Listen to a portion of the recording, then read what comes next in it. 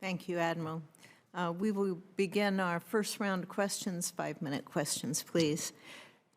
Admiral Wolf, I've appreciated our discussions on standing up the SLCM. Can you update the committee on the progress that the Navy's made on that?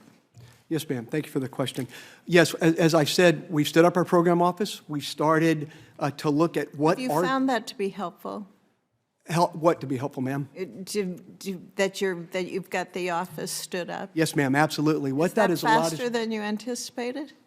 Excuse me, ma'am? Was it quicker than you anticipated? I wouldn't say it was quicker than anticipated. We're still trying to ramp up to get the right number of folks. But what that small group of people, since we've stood that up, has been able to do in the last year, we've been able to focus on what are the things that we need to do to get to meeting the requirement of 2034, but as importantly, it's allowed us to work with NNSA in partnership to select a family of warheads.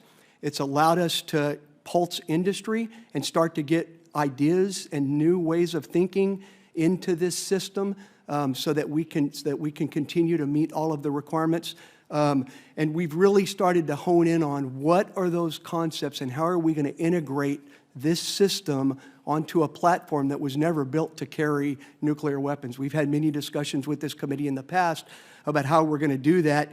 And in the last years we worked with the fleet, we've also been able to get their ideas to understand exactly how we can go about this without impacting the larger SSN mission. You have a 2034 timeline. What's the greatest risk to that, do you think? I think the greatest risk to the 2034 timeline, again, is it goes back to that. It's really understanding how are we going to get this system integrated into a platform that was never purpose-built for that. And it's also to be able to do that in a way so that we don't deter from the primary SSN mission. This will be a whole new infrastructure that we have to stand up. And so getting all of those things in place, getting the weapon system done, but as importantly, getting the fleet trained, getting all the things that we need to do, that's going to be one of the challenging parts of this. Thank you. Mr. Hoagland, can you provide an update on NNSA's progress on the future warhead for SLCM? Yes, Senator, thank you. Paralleling Admiral Wolf's comments, we stood up a program office last summer. Among the first responsibilities of that office, they ran a very disciplined warhead selection process using over 30 metrics to grade and rank the suitable warheads for options. We have selected and identified the W80 family of warheads as most suitable for this purpose. This allows us to stay ahead of the interface documents that will be pursuing the engineering required and emphasis on staying very coupled to the Navy during development with the platform into which that warhead will go.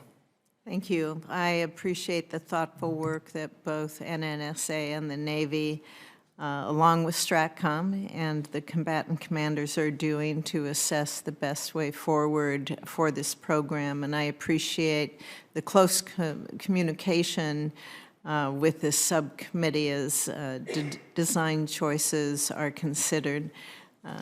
So thank you for that. General Bussiere, the Air Force is responsible for many of the components that comprise our NC-3 system, including delivering the new SAOC aircraft. Can you provide us with an update on that program? So, Madam Chair, the Survivable Airborne Operations Center, the 747-8Is that will replace the... Oh, Mike. Yes, it is. Can you get a little closer? Yes. Thank you. So the SAOC weapon system that's going to replace the existing E-4B National Airborne Operations Center is fairly nascent in its execution from the contract award last year, but going very well. So the primary contractor has built facilities in Ohio, and they purchased the original or the initial buy of 747-8Is, and they're going through the initial processes of it.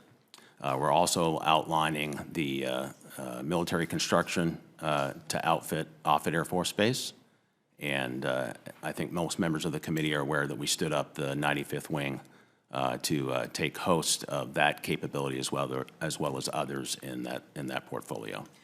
What can you share about the 95th wing that was stood up? What are the operations of the unit? How are they progressing at Offutt?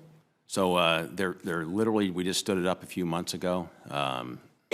Colonel Lamont is the first commander. As most committee members are aware, he was the 595th Command and Control Group commander, which is the group that previously had the NAOC mission.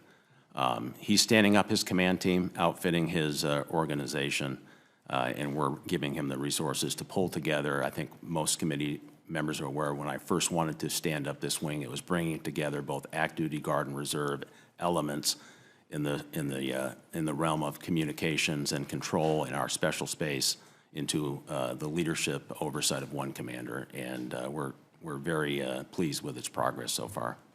Good to hear. Thank you. Senator Kane.